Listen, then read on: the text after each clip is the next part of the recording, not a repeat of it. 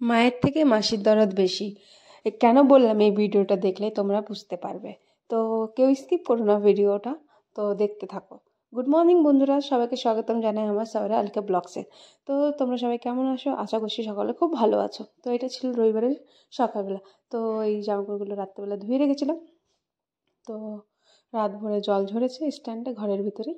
তো কেন কি আমি অফিসে গেছিলাম, এসে জামাকাপড় অনেক জমে গেছিলো, তো সেই জন্য ধুতে পারিনি। তো শনিবারে ভাবলাম ধুয়ে দিই, তাহলে রবিবারটা একটু ফ্রি থাকবো। তো কি করব, তারপরে সকালবেলা দেখলাম উঠে রোদ উঠেছে ভালোই, তো জামাকাপড় নিয়ে ছাদে চলে আসলাম। তো আসার পরে জামাকাপড়গুলো মেলে দিলাম। আর তোমরা আমাদের সাথে আমার সাথে থেকেও আজকে সারাদিন আমি তোমাদের সাথে আমি কী করি না করি সব শেয়ার করব। তো এই যে ঘুমের থেকে এখনও বাবুমশাই উঠেননি, আমার সোনাটা উঠাচ্ছিলাম। তো তারপরে বলছে আমাকে দেখিও না ভিডিওতে, আমি দেখাবো না আমার ফেসটা। তারপরে ছুটির দিনে চারদিক থেকে একটু ফ্রি থাকি, কেন কি বরমশাই ভালোই চা বা কফি করে দেয় আমাকে, মানে ভালোই লাগে খেতে। তারপরে খাওয়া দাওয়া হয়ে যাওয়ার পরে ভাবলাম দুপুরবেলা লাঞ্চটা বানিয়ে নিই। তো বেশ অনেকক্ষণ পরে এখন বানাচ্ছি ফিশ বিরিয়ানি। তো ফিশ বিরিয়ানি বানাতে বানাতে ভাবলাম তোমাদের সাথে একটু শেয়ার করে দিই। তো এই যে পেঁয়াজগুলো আগে ভেজে নিচ্ছি বেরেস্তা করার জন্য। তারপরে এই ভাজা হয়ে গেলে এতেই আমি ভেজে নেবো মাছ। তো তোমরা যে কোনো মাছ দিয়ে বানাতে পারো। তো কেউ আগে ফিশ বিরিয়ানি খেয়েছো কিনা আমাকে অবশ্যই কমেন্টে জানিও।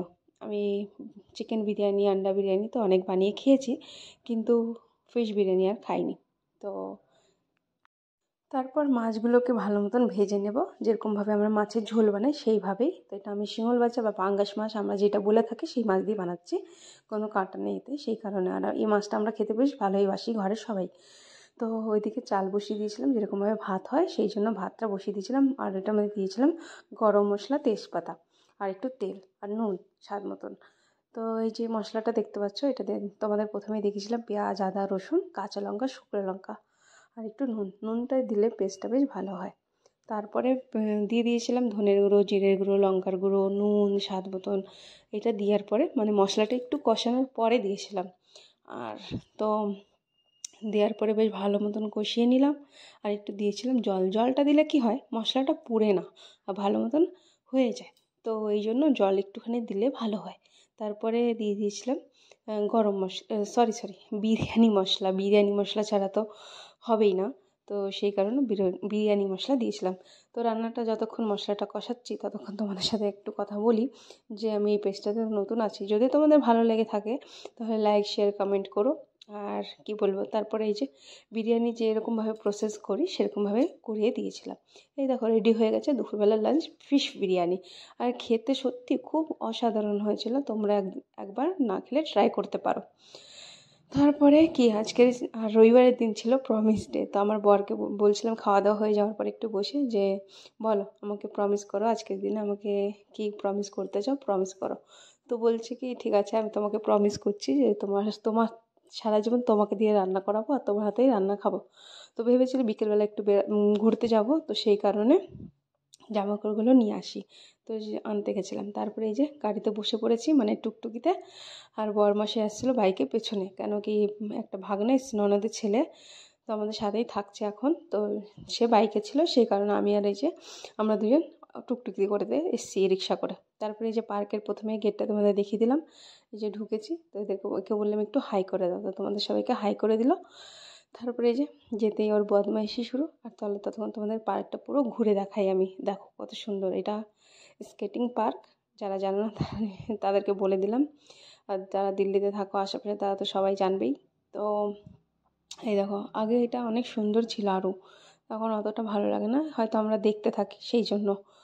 আর এখন শীতকাল বলে স্কেটিংও হয় না, আর গরমকালে খুব স্কেটিং এখানে হয়, বাচ্চাদের শেখানো হয়, মাস্টার আসে। আর এই দেখো ফাঁকাটা, আর উপর থেকেও নিচে নেমেছে। আমি তো ভয়ই পেয়ে গেছি, চিল্লিয়ে উঠেছিলাম একতরফায়। তারপরে এর তো বদমাইশি সে মানা কমই না, এত বদমাইশি করে, মানে খুবই জ্বালায়, খুবই জ্বালায়। তারপরে যে তারপরে আমি বললাম এক্সারসাইজ হচ্ছে, বললো হ্যাঁ পাতলা হওয়ার জন্য। ও মোটা কোথায় বলো তো এত। তারপরে দেখো আমার সাথে, আমি বললাম চল আমার সাথে একটু ভিডিও বানা। তারপরে ভিডিও বানাচ্ছে, আর ভাবছি ফটো খিঁচছে। দেখো তা বললাম ফটো খিঁচছি না, ভিডিও বানাচ্ছি। তারপর বরমশাইকে বললাম চল আমার সাথে একটু রিল বানাও পার্কে যখন এসেছি। তো তারপরে এই যে পার্কে চলে এসেছি, তারপরে আমার বর সাথে একটু রিল বানালাম। তারপরে এই যে ও তো ঘুমের তো খেলা শেষই হচ্ছে না, আমি বললাম চল চল, না যাবেই না যাবেই না। তারপরে দেখো আমি বললাম আমি এটার উপরে উঠবো, এটা অনেক উঁচু, তা বরের সাহায্য নিয়ে উঠলাম। আর নামার সময় তো নামতেই পারছিলাম না, অনেক কষ্ট করে নেমেছি।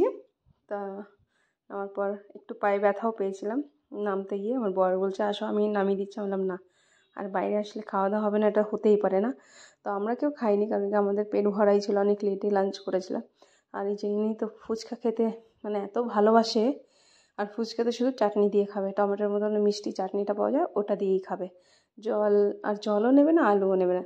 তারপরে একে বাড়ি ছেড়ে চলে গেছিলাম সবজি মন্ডি সবজি আনতে।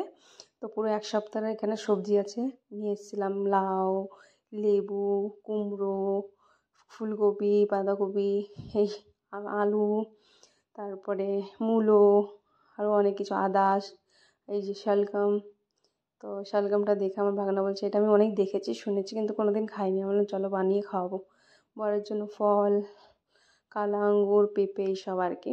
তো পেজটা যদি ভালো লাগে ব্লগটা, তাহলে লাইক শেয়ার কমেন্ট করে দিও। আর আজ এই পর্যন্ত, দেখা হবে